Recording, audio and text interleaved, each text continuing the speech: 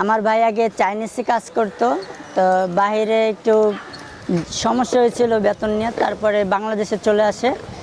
তারপরে নিজে এই স্যান্ডউইচটা আর কি করোনার ভিতরে আবিষ্কার করে, পরে বানানোর পর ওই করোনার ভিতরে আমরা তখন তো সব কিছু বন্ধ থাকে, তখন বানানোর পরে আমরা গলিতে বের হয়েছি। আলহামদুলিল্লাহ করোনার সময় ব্যবসা ছিল আরও ভালো, তখন চলছে উড়াধুরা, এখন আলহামদুলিল্লাহ চলতেছে ভালো।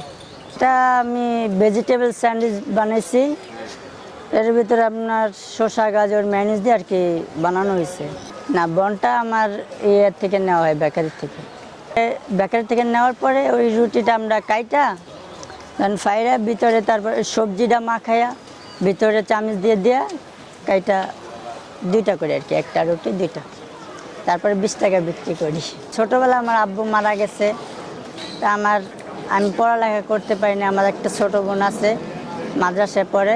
আমি আমার সংসারের সব কিছু আমি চালাই। তার আগে অন্য কাজ করতাম চুলার কারখানায়, তখন বেতন পাইতাম, প্যাডে বাতে কাজ করতাম, 600-700 টাকা হাজিরা দিত। এখন তার 600-700 টাকা হাজিরায় কিছু হয় না। 1000 কামাইলো 500 টাকায় খরচ, 300। যদি আমি হোটেলে ভাত খাই একবেলা 100 টাকা যায়, 3 বেলা 300 টাকা। প্রতিদিন আল্লাহ দিলে এটা 130 পিস আনছি, বিক্রি করলে 1000 টাকা থাকবে। আলহামদুলিল্লাহ প্রতিদিনই সেল করে ফেলে, ওইখানে সবাই পার্সেল নিয়ে যায়। আমি 130 পিস আনছি না, আমরা এলো 4 জন আছে না, 5 জনের এলো 500, 700 পিস রুটি। ওইখানে কাজ করতাম, তখন আমি ওই যে গার্মেন্টস বিল্ডিং এ থাকি 8 নম্বর গলিতে, তখন ওই বিল্ডিং এ উনি আমার ভাই এই ব্যবসা শুরু করে, তখন আর কি ওনার থেকে নিয়ে আমিও নিজে ব্যবসা করি, কেউ কিছু বলতে পারবো না।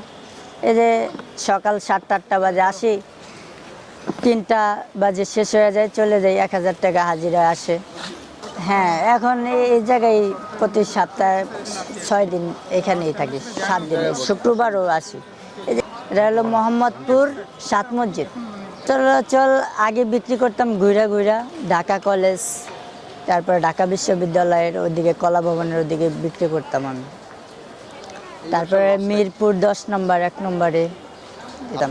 একদিন এইখানে আসার পরে সবাই খাইছে, ভালো বলছে যে ভাইয়া আপনি আইসেন এখানে। তখন থেকে আসলাম একদিন সাহস করে মাল নিয়ে, লস হোক আর লাভ হোক আল্লাহ একটা করবে।